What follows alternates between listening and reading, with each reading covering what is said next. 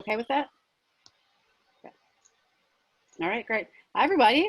So welcome to today's session with Resolve Philadelphia and the Center for Cooperative Media. So I'm Stephanie Murray. I am the Director of the Center for Cooperative Media at Montclair State University. And you are here today for a session about Airtable and how Resolve uses Airtable in its work. We're presenting this today as part of a series of webinars that the Center for Cooperative Media is doing related to collaboration in journalism, and we'll drop links to some of the others in the chat in a few minutes. So just to repeat again, we are recording today. We're going to start with some presentation from the folks at Resolve, and then we'll move into some open Q&A. So feel free to turn your video off now, get comfortable, watch. We're going to mute everybody, and then we'll allow you to unmute later during the Q&A session, and then feel free to turn your video back on if you wish at that time. So if you don't know, Resolve Philadelphia is the most innovative and progressive collaborative in the United States and probably in the world. So Resolve Philly, its mission was formed to address how the industry can more effectively cover communities who are often inaccurately depicted in media. Especially those experiencing racial injustice and economic hardship. A lot of the folks on the call today, you are collaboration managers. You might know some of Resolve's work from the 2016 initiative led by the Solutions Journalism Network. That was the Reentry Project. Then in April 2018, Broken Philly started, and Resolve has been doing a lot more since then. So I'm really excited today to welcome Cassie Haynes, who is the co-executive director of Resolve Philadelphia, and Julie Christie, who's the data and impact editor. And I will drop a link to their about page in the chat so you can read more about both of their backgrounds. So with that, we'll go ahead and get started. I'll turn the floor over. All right, cool. I'm gonna share my screen.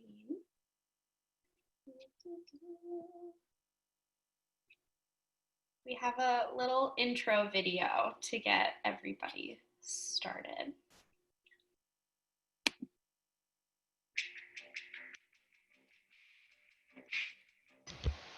Oh, before you want to make sure you share computer sound. Oh, make sure you click share computer sound. Yep. Oh no, let's try that again. Shall we?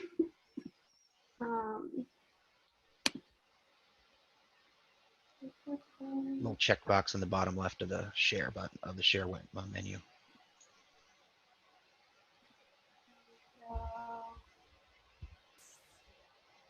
There we go. Oh, it was going to be so smooth. Oh well.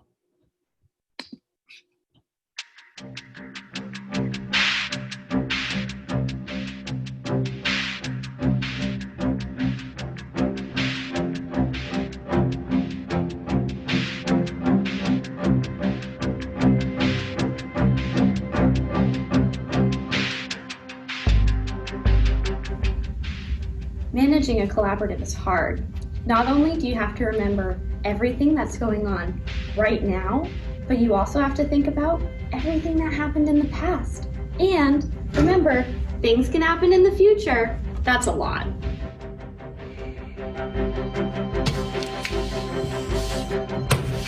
Yes!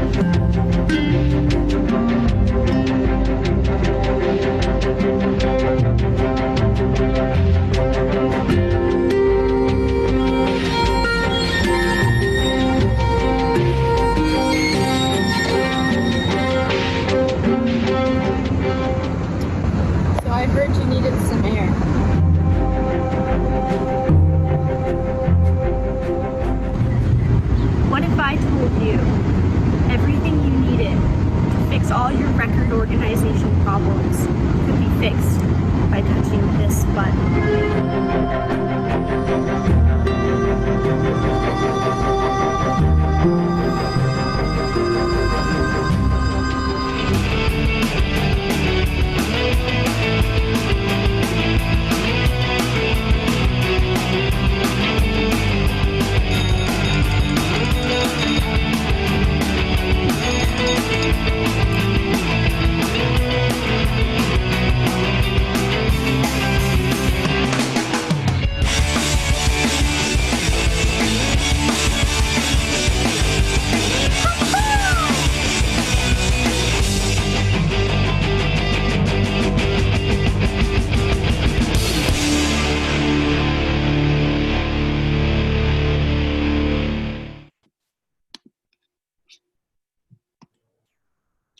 Oh my God, we all love it. Hi, friends. Oh my God.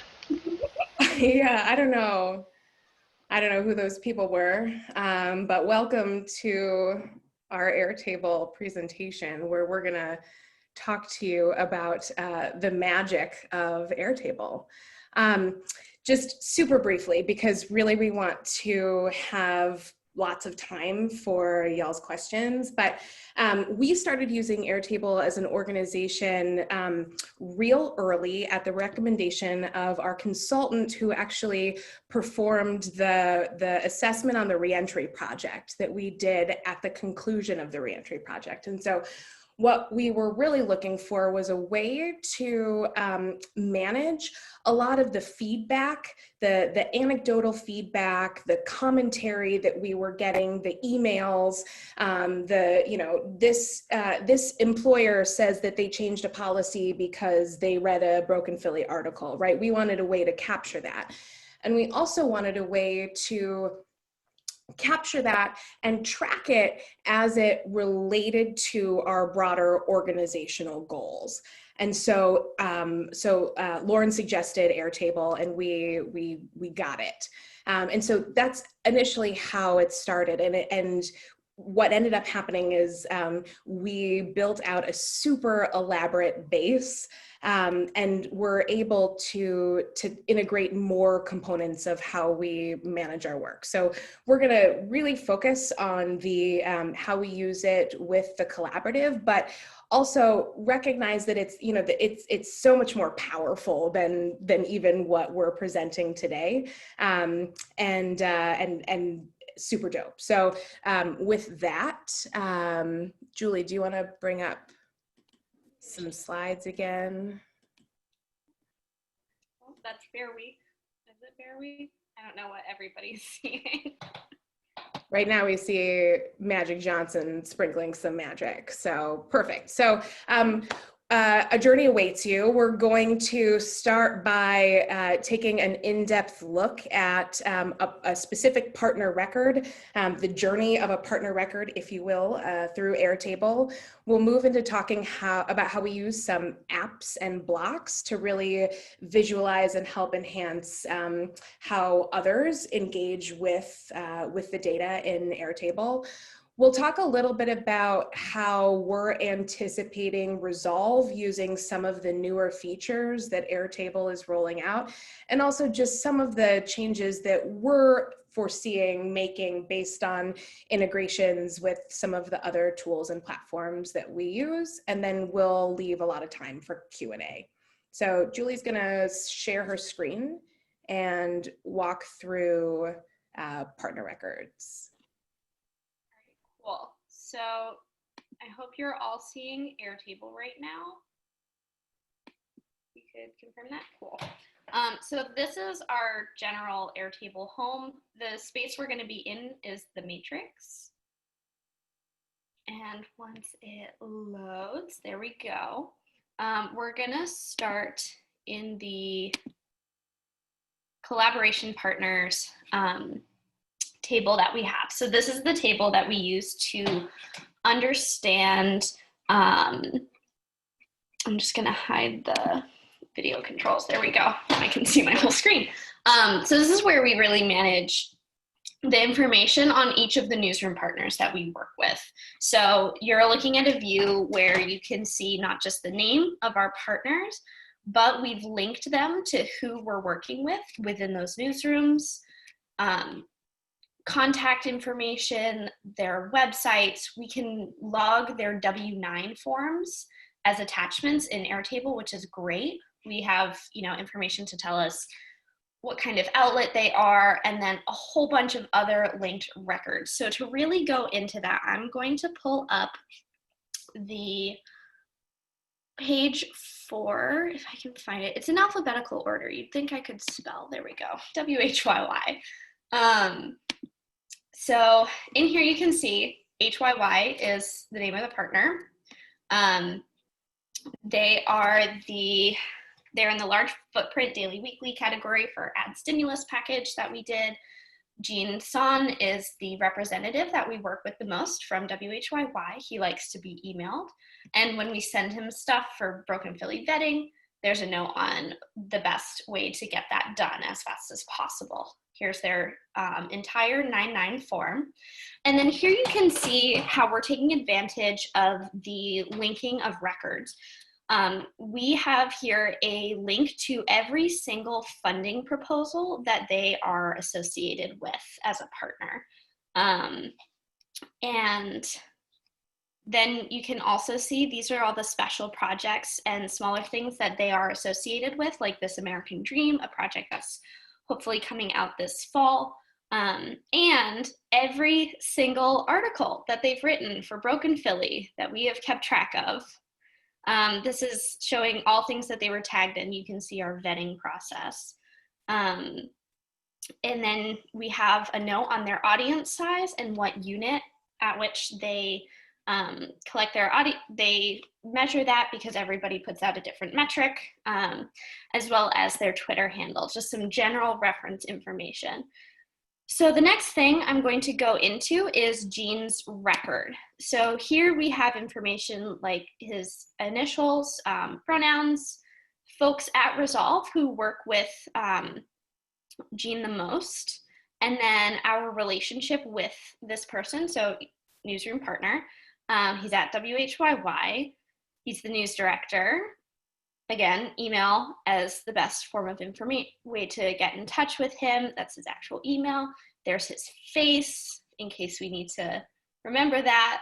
And then a bio for Gene. If we ever have to put something like that together, we just have it for all of our partners that we work with.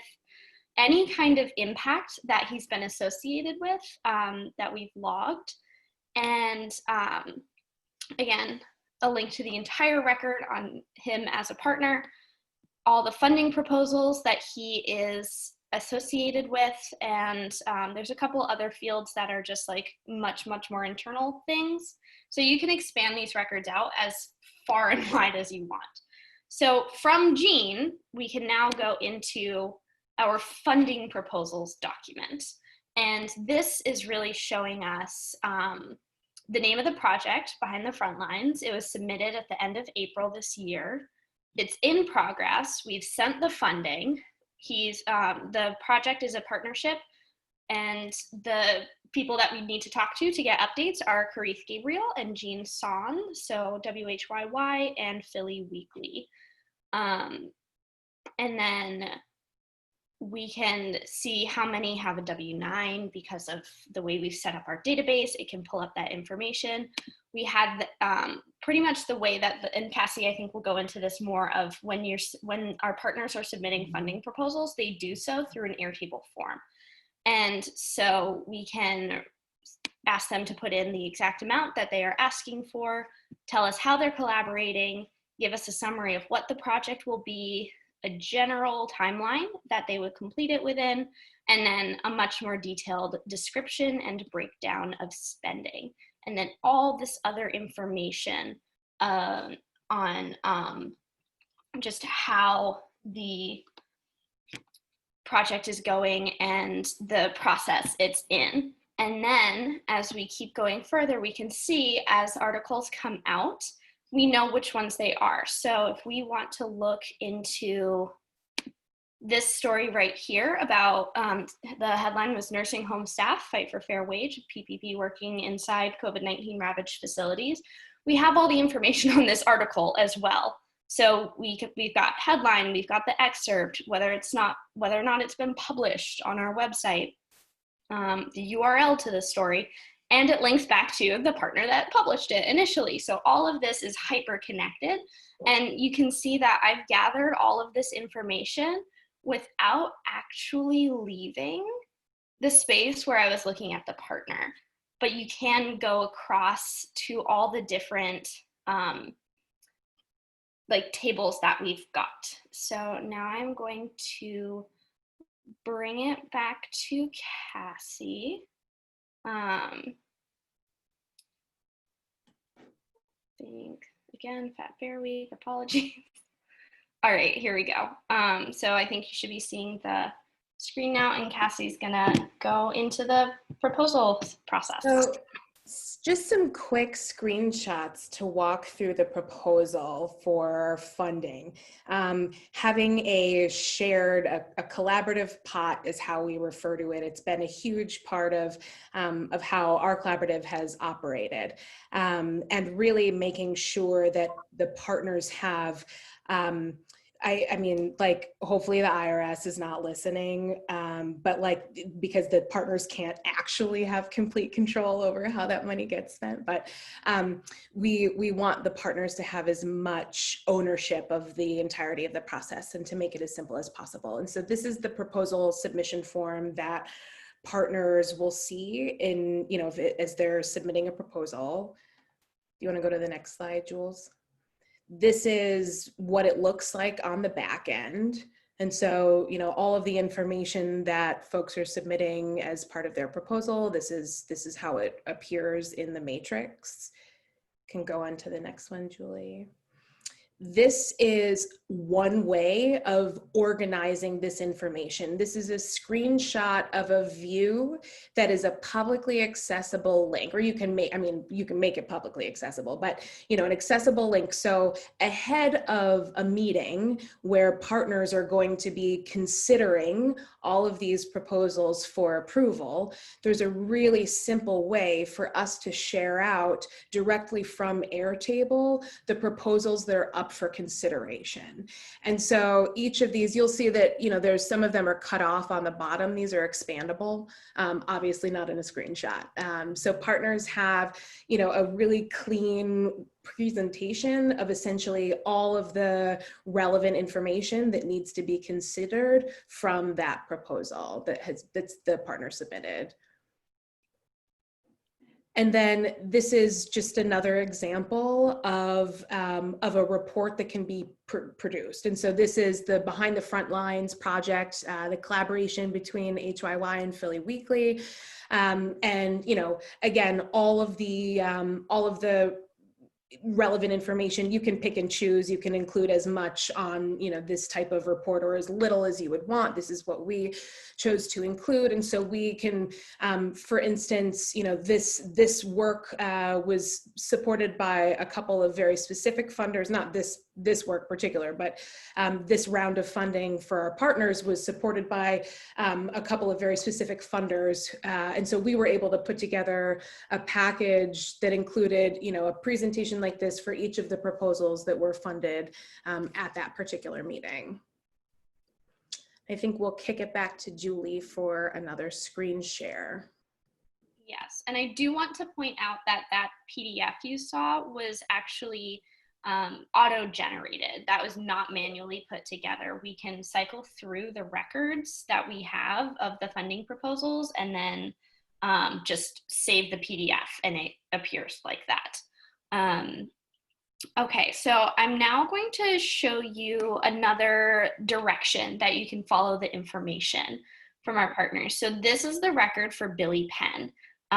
Again, all the same information that I was talking about, but what I wanted to bring focus to is this collection of stories. So I'm actually going to, no, I don't want to do that. But so, looking at an article, I'm just going to jump right to the broke site posts. And here are all of the published Broken Philly articles. I'm going to pull up a story that we worked on that is, just going to take a minute because I think it's working pretty hard to find this article because we do have quite a few things in here. Let's see, it's not that one. Did it do? My apologies.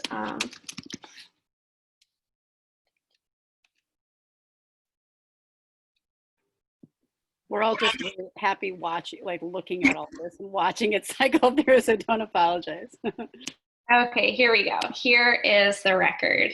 Again, from Billy Penn. So it is linked. It's just there's so many articles. It would have taken actually probably the same amount of time to go see these. But so you can see that it's a link straight to this whole article. And the reason we're focusing on this is to show that it's connected to a whole bunch of things. So this article right here was created with the support of Resolve's data journalism support that we provide to partners, which is another thing that I do for all the folks we work with. And within this, you can actually see, might not have been linked properly now that I'm looking at it, but in theory, and unfortunately not in practice with this specific case, you can see the impact of the work that we did. So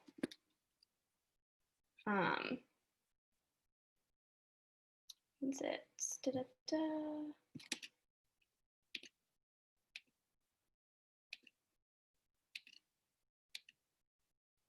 Here we go. So as a result of that specific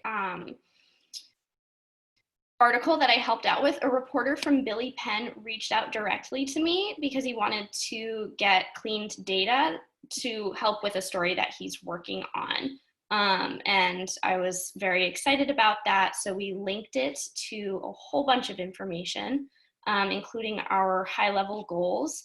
And now I know to keep track of Billy Penn's content so that you can all see what's going on, so that not so that you can all see, so that I can remember to keep an eye out for that article and then link it and create this entire narrative of the work that Resolve Philly did to support our partners when the PPP loan data came out. So I'm going to go back to sharing my screen again because I pressed the wrong button. And yeah, so now we're going to go into the apps sides and starters, which is the awesome feature that Airtable has that goes into just the dashboards you can put together. So Cassie, do you want to take this? I will. I added one thing to a slide, so can you go ahead and refresh the presentation just to make sure that? Yeah. Sorry about that. Oh no, you're good. Oh, we get to see Magic again. It's fine. My internet's being very slow. Oh, I'm sorry. You No, can just go okay. back. It's not a big deal. It's gonna have to happen anyway. Just the first, yeah, that's good. One? Number 9. Cool. Great, thank you. Sure thing. All right, so here are some screenshots of some of the blocks that we use to visualize data. This represents the funding proposals that have come in 2020 and where that money has gone by newsroom. This is just an overall timeline of Broken Philly reporting since the project's official launch in 2018. This is the total distribution of articles per partner. And then this is the topic of coverage. So we have a tagging system and are actually working on building that out a bit more so that it is relevant to some other parts of our work. And so this gives us an idea of the type of coverage that it's being reported by our partners. And this is this is inclusive of Reentry Project, right? Or is that just backdated? Yeah, so the stuff you're seeing for 2016 and 2017 in this table is when Broken Philly launched at the very beginning. We asked some of our partners to just backlog right. a couple of articles so that we had something to show right. when it launched. So that's what these 8 stories are in these 2 columns. Got it. Okay, so no Reentry Project. So looking ahead, we are very excited about some integrations that we are in the process of building with Reach, which is the engagement tool that we use. Many of you are familiar with Reach and probably use it yourselves. It's dope. And so looking into how to really be more automated at pulling in our information from Reach. We've got some good progress there. And then also we're partnering with Distributed Media Lab. We've been partnering with Distributed Media Lab, and we are continuing to partner with Distributed Media Lab to really explore distributed content and also distributed revenue for the collaborative partners or with the collaborative partners. And so really working with DML to think about what integrations we can pull from how folks are engaging with brokenphilly.org and with the amped content of Resolve's partners, and Broken Philly is an amped publisher, which really would enable us to automate the collection of engagement analytics across our amped partners. Right now, we're working on amping all of our partners. So in a perfect 2021, across all of our amped partners would mean all of our partners. Airtable has rolled out some new features, including syncing bases in some, not all encompassing, in some limited ways, but that allows us to think about, I saw a question come into the chat at some point from Joe, I think, just about managing like all of the tabs and all of the bases and like, how do you keep it all straight? And it's like, it's wild. I mean, it's wild in there. I think the way that Julie and I keep it straight is because we're in there a lot, and also because we built it together. And so like that's not everybody's experience with it. That said, I do think that some of the changes that Airtable is rolling out will enable, I sound like a commercial. They're not paying us for this. We're not getting any compensation for this. But I do think that some of the stuff that they're rolling out is going to enable less clutter and just kind of the ability to have stuff arranged in a way that better facilitates less anxiety, less overwhelm. So, really quick for everybody, this is the database documentation that I have written up and been sort of not really maintaining, or have sort of not really finished putting together, of our entire base and how we use it. And you can see that this very pared down schema is a total mess. It's pretty, but it's scary to think about. So we're gonna be cleaning it up a whole lot. And then who knows, because I think, and again, we have not received any money to talk about this, but I will say that using Airtable, I think, has really enabled us to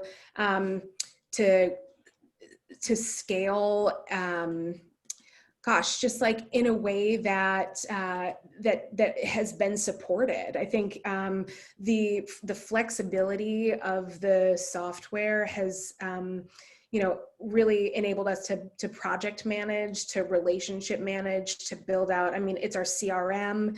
We really we've invested a lot of time and energy into building this. And what we have built has enabled us to, I think, grow our work in pretty meaningful ways. So, who knows who knows for real what this world is going to look like 6 months from now. But, Airtable is a tool that has already demonstrated that it can grow with our organization. We've been forced to make decisions about things that Airtable isn't good for.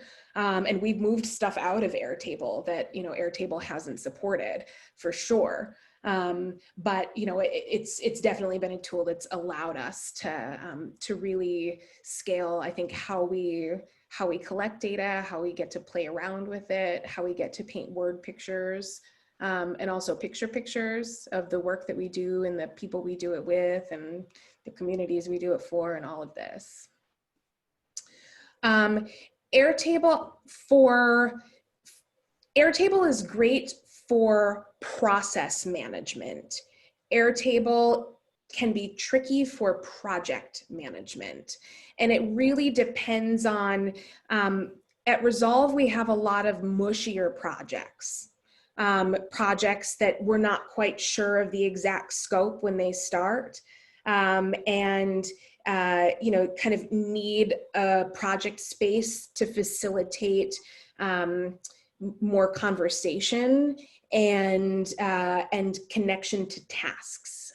We need a project-oriented or a project management tool that's more task-oriented. And so when we first started our newest initiative, Equally Informed Philly, back in April, we were doing the project management for this, the goal setting, the project management, the invoice, like all of it. We were doing the whole thing in Airtable, and it got too wonky for a lot of the reasons that, Joe, that were captured in Joe's comment. We onboarded 6 new staff in a month, and introducing 6 new people to it's called the Matrix, like introducing 6 people to that, and saying like, cool, this is how we're managing this project, like, it's so there's did too, and me and Julie are like, this isn't intuitive to everyone. And obviously it's not, so we really moved the entirety actually of our task management and project management into Asana. It works better for our team. It really allows us to track tasks and to kind of stay on top of things as a virtual team. We still keep our organizational goal setting and our team member goal setting in Asana. There's still, in Airtable, I'm so sorry, in Airtable. And so there's still some, some processes that felt really comfortable and intuitive to manage. The collection of information, the forms in Airtable, it's like the best software for forms I've used. They're so flexible. Better than, in my experience, SurveyMonkey or Jotform or anything like that, or Google Form. And so, when we're collecting information from people, when we're, you saw those deep partner records where those are all that information is coming in through forms. When we have a new board member, we send a board member one form and they fill out all of this information, and we have this, their full contact record filled out. And it's super easy. We don't use them as much, but we do have forms for other types of contacts too. And then it happens automatically. If you have a meeting with a new potential partner or, potential collaborator in your newsroom, being able to send them this off the bat, you know, and just for us, it's helpful if you're making payments to people and like chasing down W-9s, like, you know, at the beginning of the year, we send out an update form every time there's a change in, you know, collab representation. You know, the goal is to send an update form and make sure that, you know, it kind of puts the burden of the information on the person in a way that's not burdensome, and, you know, enables us to keep super up-to-date info. Oh, do we want to get into questions? You want to start going through it, Stephanie? I don't know if you wanted to Yeah, I've scroll been back keeping through. track. We've had a very active chat. Okay, I've been I'll let keeping you do it track. then. Go for it. So a couple, so early on, there was a question about the of forms versus manual input of keeping up some of those records. How much of it is form driven and how much are you manually going in and adding stuff? I would say that depending, so when it comes to the funding proposals, that is set up so that obviously you can't go into the Airtable without having an account, and that would be a bit much for all of our partners to have access to because we do still have some internal data and information there. So we use forms really for initial record creation, like when we want something new to come in. We use a form for that. And then also if you're doing it a whole lot, Airtable has a Chrome extension where you can take website links and stick them straight into an Airtable record, which is how we often capture the Broken Philly articles that we're going through and vetting. And then for updating, yeah, it's Resolve staff, whoever hears the update goes in and makes the change. That's definitely a very manual portion of it, but it's worth it because then we also know that there's been a conversation with somebody on staff about changes to the information we have in there. Yeah. Like when you helped that one data journalist you talked about, you manually like pasted that in yourself. Right, like I typed it up and I was like, this is cool, and put in the notes and the dates for that. So it wasn't like Max went in and was like, I reached out to Julie and said blah, blah, blah. It was very much like I put that in. And that's something that we have a couple of mechanisms for collecting, because I think that was one of the other questions was how do we just get the impact and the stuff that we put together. So it's almost all manual input. And the way it works is that we only have like 3 or 4 fields that we ask folks to fill out when they put in impact, which is the thing that happened, identifying that it's them putting in the impact. So if I have follow-up questions, I know who to reach out to, the date it happened, and actually that's it. The rest of the stuff, part of my job is to go in and update, you know, what kind of activity it was, how it feeds back into our goals. And those are things that take a little bit of thinking to do. So we're trying not to put that burden on the entire staff to do. And then also during meetings, I will be there. And when I hear something and I'm like, ooh, that's impact, I just type it up and put it in as we go. That's great. So then there was another, you mentioned logins for a second. So I'm going to ask that question because that came up too. Is there like, do you pay for multiple people to have multiple logins? Are you sharing a login? How does that work? At the beginning, we were paying for we paid for licenses for our entire staff. And if we were working super heavily with a consultant on something, you only pay for the prorated month that a person uses it. So we would like kind of cycle people on and off. Airtable gave 1 year of free Airtable to any organization responding to COVID-19. And so we applied for it and we got it. So now we're like, you can have a login, you can have like, everybody gets a login. So we have like we have a lot more flexibility with our Airtable logins right now. We are a C3. And so, you know, the annual license is cut in half for us because of that. And so it does make it a little bit more of an affordable tool for us to be able to have more multiple licenses.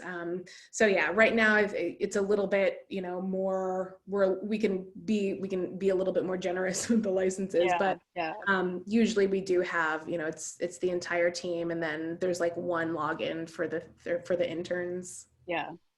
So Sam from Chicago asked, and then Joe asked too, about external partners updating a record, like if they have a grant application or something going through, if they've got to make an update, how does that work? We have, so for the funding proposals, part of the system we have, it hasn't been used yet because we set it up and then COVID happened. So it's kind of just sitting there. We have it so that when a funded project is completed, they've got like a couple of weeks to fill out a really, really short form asking for some impact that they got from it, the value they got from the project, how it went, any feedback on it, and things like that. And that's just a form that goes in and it links to the funding proposal. So it's still, again, just like record creation, but in a new table. And then we have follow-up conversations. I go through and I look at the impact. I'll log it into the impact tracker.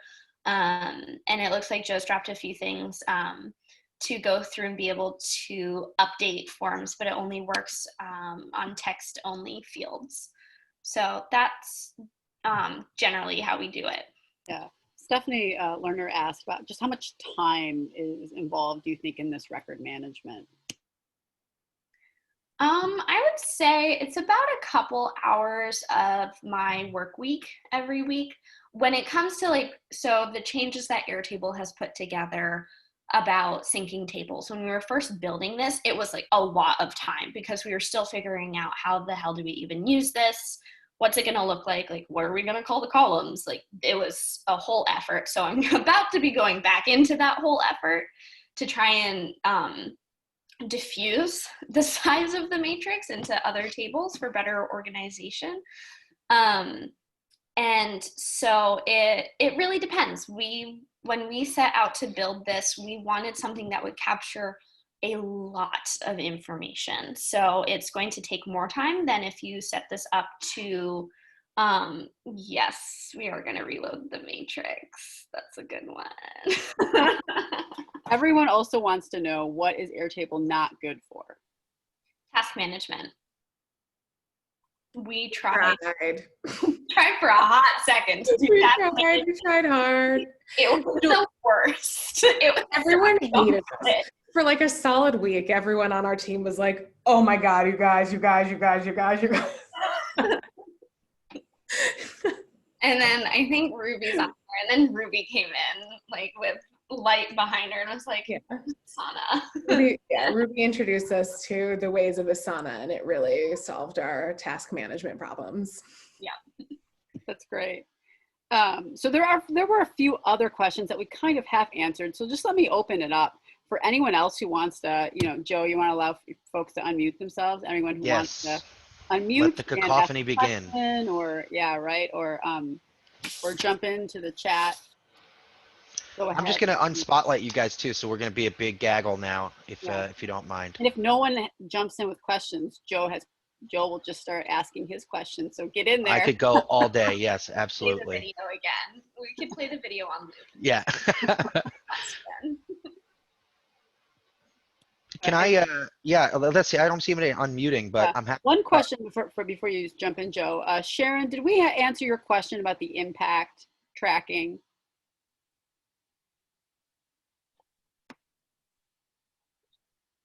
You can drop it in the chat if you want.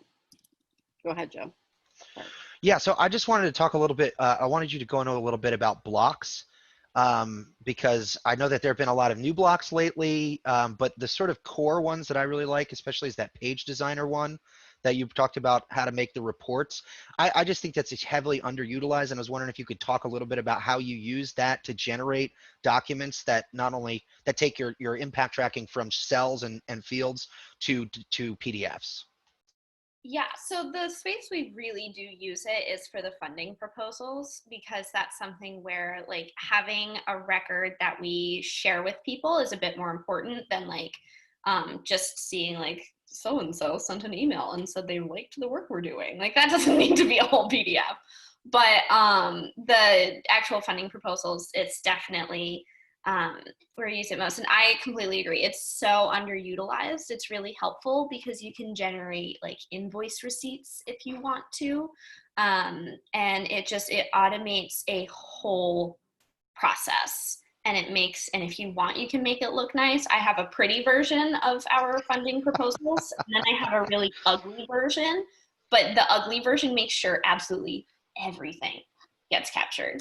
Yeah, that's great. Yeah, I mean, for those who don't know, what we're talking about here is like you predetermine spots on a document for the data to be filled for each individual record, and then it auto-populates based on your design. You puts all the stuff in there, including tags and drop downs and images and everything like that. So Coco has a question about you both being fresh and young people and how I wonder how senior journalists react if they are not tech savvy or maybe easily adopting new ways of working. Do you find that? How do you find that? I mean, that's real. And it's not just, senior journalists. It's, folks who just, it is intuitive if like complex spreadsheets feel intuitive to you, like it's easy to grasp if like for all of and it's not, right? Like that's not true for everybody. It was like super tough for Jean at first. She's so much more comfortable in it. Becca, our co-operations manager, she was like, man, this is rough. And now she's obsessed with Airtable and can, keep up with the best of them and creating new bases and getting it to do the things that we want it to do. I think, we use it very heavily internally. From an external perspective, folks don't really engage with it, right? Like their engagement with it is via forms, via dashboards, looking at public shareable links that, kind of contain information that we want them to be able to see, but not so much participating in it. I think if we were using it to and asking partners or other folks to like get up in there, I think that would be a whole level of challenge that is not one of our challenges right now. We use it internally and we invest a lot of time and energy into making sure that folks who join our team are, supported in getting comfortable with it. And that's just, it's a lot of one-on-one. Yeah. We have about 10 minutes left or so. I do see Sharon asking in the chat if you could talk about the best way to get started in Airtable and hopefully maybe drop some links to videos or tutorials that you found particularly useful. Yeah, so one of my favorite things, because I had not worked with Airtable until I started working with Resolve.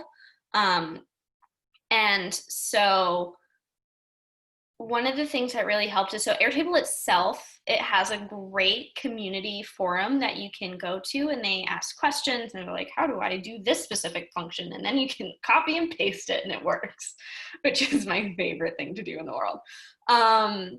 And then also, I think somebody mentioned, I forget who, but going and looking at the templates and sample bases that Airtable has on its website, those are great. And then, because you can just see all the really, really different ways that people use Airtable, and also thinking of smaller ways you can start playing around with Airtable. Like if you don't want to go into like the big boy first of the matrix and like figuring something out like that, try to come up with a single table that helps you organize one thing. Like maybe you just want to put a thing together that's like, these are the newsrooms we're working with and this is the information about them. And then be like, okay, so what's another thing that relates to that you could then build a connection between? You can do it for managing, you can do it for a reporting project. Like if you need to organize your research for something, it can be super helpful for that. So start small, build out. There's a huge online community and like library of resources and places to go. And then also like do it for stuff that's not work related. I now use Airtable for like my budget and tracking the albums I want to buy and all this random crap. Like when I moved, I set up an Airtable to help me organize. It's a great tool. And if you can figure it out for one thing, you can start applying it to so many different things that you're trying to manage. Yeah, that's somebody Chris just posted that they're using it for to track garden yields. That's like Julie was using it to like, you know, for your plant schedule or something. You like you're managing your plants via Airtable at the beginning. I think that is, I'll echo that, because I think that's a really easy way to get started. Like you don't even have to have a project. You just have to have like a thing in your life to like write down about. So I think that would be my suggestion as to how to get started. One question I have too is, and this is probably because I don't think we're that good at linking within our Airtable, Joe, right? We're probably not all that great at linking records. I was just gonna say that's where I usually start. Yeah, but we have a couple bases where we have so much and so many different tabs that it's like just unwieldy. And like, how do you manage that? Do you break things up into lots of different bases? Like, I know you showed us the matrix. Do you have different bases for different things, or? We have some different bases for different things. We don't keep everything in the matrix, but I think one of the tenets of the matrix is that the records, if it's not linking to the other records, then it probably isn't something that belongs in there, unless it has like a pretty limited purpose.